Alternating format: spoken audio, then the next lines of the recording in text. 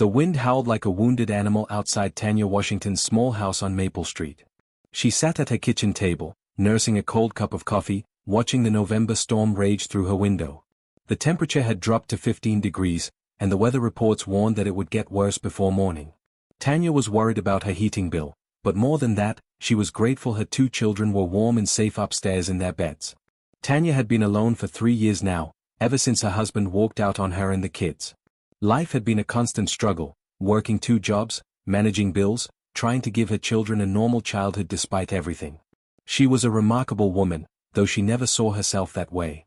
To her, she was simply a mother doing what needed to be done, whatever it took. Around midnight, she heard a sound that made her pause. Above the roar of the storm, she could make out the rumble of motorcycle engines. It was unusual for this time of night in their quiet neighborhood. Curious, Tanya moved to the front window and pulled back the curtain. What she saw made her heart skip a beat.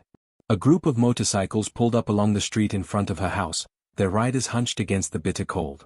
The bikes continued past, but then she heard brakes squealing and voices shouting. Through the darkness and snow, she could see the group had stopped a few houses down. They were clearly in trouble. The riders were struggling in the extreme weather, some of them slipping on the ice, others trying to push their heavy machines. Without thinking much about it, Tanya put on her coat and stepped outside into the freezing night. The cold hit her like a punch, stealing her breath away. She wrapped her arms around herself and walked toward the group, her breath forming white clouds in the frigid air. "Are you guys okay?" she called out, her voice almost lost in the wind. A tall man with a thick beard turned toward her, surprise crossing his weathered face. You shouldn't be out here," he said, his voice rough but not unkind. "It's dangerous. We're just trying to find shelter from this storm. Our clubhouse is only 5 miles from here, but in this weather, we can't make it. Some of our guys are in serious trouble." Tanya looked at the group more carefully. There were at least 25 of them, maybe more. They wore leather jackets with patches on the back, the kind that told her they were part of an organized motorcycle club. She recognized the insignia. They were Hell's Angels, one of the most notorious motorcycle clubs in the country. These were dangerous men, or at least that's what people said about them. But what she saw in front of her wasn't danger. What she saw was suffering. She saw men who were genuinely cold, exhausted, and desperate. She saw vulnerability beneath the tough exterior. She saw human beings in need. Without hesitation, Tanya made a decision that would change everything. "Come inside," she said firmly. "All of you. I have heat, coffee, and shelter. You can wait out this storm here. I won't have anyone freezing to death on my street." The bearded man stared at her in disbelief. "You don't know us," he said. "You don't know what you're inviting into your home." Tanya looked him directly in the eye, unafraid. "I know you're cold. I know you need help. That's all I need to know. Come on." The next 30 minutes were a blur of controlled chaos. 25 bikers filed through Tanya's modest front door, bringing cold air and snowflakes with them. The small house, which had always felt cramped to Tanya, suddenly seemed impossibly tiny with so many large, leather-clad men filling every available space. The living room, dining room, kitchen, and hallway overflowed with bodies, but somehow, it worked. Tanya sprang into action with the efficiency of someone who had learned to solve problems on the fly. She pulled out every blanket she owned, old quilts from the linen closet, sleeping bags from the garage, even the comforter from her own bed. She gathered these together and distributed them to the men, who received them with gratitude that went beyond simple politeness. "My name's Marcus," the tall bearded man said, accepting a thick blanket and a cup of hot coffee from Tanya's hands. "I appreciate this more than I can say. Most people don't help folks like us." The other bikers introduced themselves too. There was Tom, a quiet man with sad eyes. There was David, a younger guy with tattoos covering every visible inch of his skin. There was James, who talked incessantly to calm his own nerves. Each man had a story, and as the night wore on, Tanya found herself hearing snippets of those stories. She learned that many of them were not criminals at all, despite the club's reputation. Many were working men, mechanics, construction workers, electricians. They rode together because they shared a bond, a brotherhood that understood them in ways their families sometimes didn't. They protected each other, supported each other, and looked out for their own. Tanya kept the coffee flowing and heated up every can of soup and box of pasta she had in her pantry. She wasn't rich, and she couldn't feed them a gourmet meal, but she fed them hot, filling food that warmed them from the inside out. The men ate like they hadn't eaten in days, and they thanked her repeatedly, treating her with a respect that genuinely surprised her. Her children woke up at different points during the night. Tanya was nervous about how they would react, but Marcus and some of the other men were incredibly gentle with them. When her 6-year-old daughter came downstairs scared by all the strangers, Marcus sat down with her and told her jokes until she was giggling. When her 9-year-old son appeared in the doorway, David showed him pictures of his own kids on his phone. As the storm raged outside and the night deepened, something remarkable happened. The divide between Tanya's world and the world of these bikers began to dissolve. The men treated her home with respect, cleaning up after themselves, helping her wash dishes, and ensuring her comfort. They asked about her life, her children, her dreams. They didn't judge her for being a single mother. Instead, they seemed to admire her strength. By 3 a.m, as most of the men dozed off in various corners of her house, Marcus sat talking with Tanya at her kitchen table. The storm was still raging, but inside, there was warmth and peace. Marcus looked at Tanya with genuine wonder in his eyes. "You've got heart," he said simply. "Real heart. You didn't have to do this. You could have turned us away, and nobody would have blamed you. But you didn't. You saw people in need, and you helped. That means something." Tanya smiled tiredly. "It was the right thing to do," she said. "That's all." Marcus shook his head. "Not everyone does the right thing. You'd be surprised how many people wouldn't." When dawn broke, the storm had finally passed. The sky was clear and blue, and the sun glinted off the freshly fallen snow, turning the world into a landscape of sparkling white. Tanya stood at her window, watching the morning light and feeling the weight of exhaustion but also a strange sense of peace and purpose. The bikers began to wake up and move around her house. They were quieter in the morning light, perhaps more aware of the strangeness of the situation, these dangerous-looking men in the home of a black single mother. But the atmosphere wasn't uncomfortable. It was filled with gratitude and genuine connection. Tanya made a big breakfast: eggs, bacon, toast, and hash browns.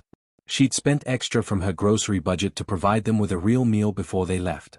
As the men filed into her small dining room and kitchen, eating from mismatched plates and cups, she felt a profound sense of having done something meaningful. Marcus pulled her aside before they left. "We're going to take care of this," he said. "You won't go without because of what you did for us." "I don't want anything," Tanya said immediately. "I just wanted to help." "I know," Marcus replied. "That's why we're going to do this properly. We have a code. You helped our brothers when we couldn't help ourselves. That means something in our world. That makes you family."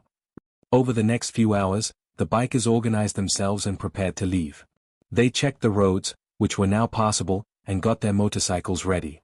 Before they rode off, each man came to shake Tanya's hand, hug her, or thank her in their own way. Their gratitude was overwhelming and genuine. By mid-morning, they were gone, and Tanya was left alone in her house with her 2 children. The day felt ordinary again, yet everything felt different.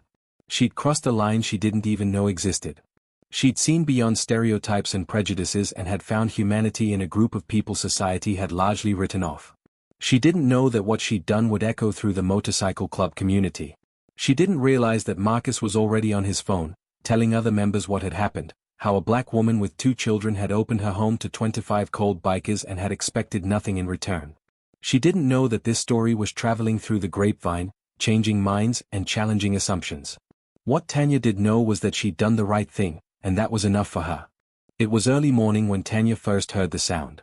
She was in her kitchen preparing lunch for her children when the low rumble started in the distance. It grew louder, closer, more intense. The sound of multiple motorcycle engines approaching her house, not passing by, but stopping directly outside. Tanya walked to the front window and pulled back the curtain. Her breath caught in her throat. The street in front of her house was completely filled with motorcycles. Dozens of them. No, more than that. Hundreds of them, stretching down the block in both directions. The engines shut off, and riders began dismounting. Tanya counted quickly and gave up after 200. There had to be at least 1,500 bikers lined up on her residential street. Fear shot through her for the first time since that night they'd sought shelter. What was happening? Had something gone wrong? Was there trouble? Her mind raced through possibilities, each more frightening than the last. Then Marcus pushed through the crowd, and he was smiling. "What is all this?" Tanya demanded, stepping outside, her heart still pounding. "Marcus, what's going on?" "Word travels in our community," Marcus explained, his eyes shining with emotion. "What you did for us, for me and my brothers, it meant something. It meant everything. So I told our president about you. He told other chapter presidents. They told their guys. You've got to understand, Tanya, what you did wasn't just kindness. It was radical. It challenged every assumption people have about who we are and what we're about. Around her, 1,500 Hell's Angels stood silently, respectfully. There was no aggression, no threat. There was just presence, powerful, overwhelming presence. We're here to do something for you, Marcus continued. You've got a house that needs work. The roof's leaking. The fence is falling apart. The driveway's cracked. We've been watching, making note. We're here to fix all of that. We're going to make sure your home is solid and safe. We're going to make sure you and your children are taken care of. Tears began to stream down Tanya's face. This wasn't what she'd expected. This wasn't what she'd wanted. She'd helped because it was right, not for reward or recognition. But now, standing in front of 1,500 men who wanted to show her their gratitude, she understood something deeper. She understood that kindness, real kindness without expectation, created a ripple effect that moved through the world in ways you could never predict. I don't know what to say, Tanya whispered. You don't have to say anything, a new voice said. An older man, clearly someone in leadership based on the way others deferred to him, stepped forward. You showed us something we needed to see. You showed us that the world isn't as divided as we thought. You showed us that humanity still exists. That's worth honoring. Over the next week, Tanya's small house on Maple Street became the center of the most remarkable community project the neighborhood had ever seen. Bikers who were electricians rewired her house. Bikers who were roofers fixed her roof. Bikers who were carpenters rebuilt her fence and deck. They worked in shifts, efficiently and professionally, transforming her home in ways she'd never been able to afford. But it wasn't just physical repairs. The bikers brought food, fresh groceries and prepared meals. They fixed her car. They stocked her children's college savings fund. They made sure she knew she had support, real support, for anything she might need. What surprised Tanya most was how much her children grew to love these men. Her daughter played with a biker named Tommy, who taught her to ride a small motorcycle in the backyard. Her son worked alongside Marcus in the garage, learning about engines and tools. These were dangerous men to the world, but to her children, they were gentle giants with big hearts and big dreams. After a few weeks, things settled into a new normal. The constant stream of bikers slowed down, but they didn't disappear. Marcus came by regularly, bringing his family to barbecues. Other club members would stop by occasionally, checking in, making sure everything was okay. Tanya had gone from being isolated and struggling to being part of a genuine community, a community that had chosen to adopt her and her children. One evening, sitting on her newly fixed porch with Marcus, Tanya reflected on everything that had happened. You know, she said, if I hadn't opened that door that night, none of this would have happened. I could have turned you all away. You could have, Marcus agreed. But you didn't. You chose to see us as human beings instead of some stereotype. You chose kindness over fear. And that choice changed everything, not just for us, but for you too. Tanya looked out at her street, at the motorcycles parked along the curb, at the bikers who'd become her friends, at the life she'd inadvertently built. She thought about how one moment of compassion, one decision to help strangers in need, had created a family where she'd expected to find danger. Her children were safe, secure, and loved. Her house was restored and strong. But more importantly, her faith in humanity had been restored too. She'd learned that people were complicated, that first impressions were often wrong, and that genuine connection transcended all boundaries. As the sun set over the neighborhood and the evening light turned golden, Tanya smiled. She'd sheltered 25 freezing bikers on a cold November night. In return, they'd given her something far more valuable than physical help or material support. They'd given her belonging, community, and the knowledge that she was never truly alone. The 1,500 Hell's Angels who'd shown up had come to honor her kindness.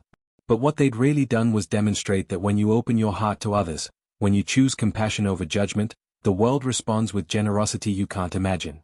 One woman's simple act of humanity had touched the hearts of an entire community and had created a bond that would last forever.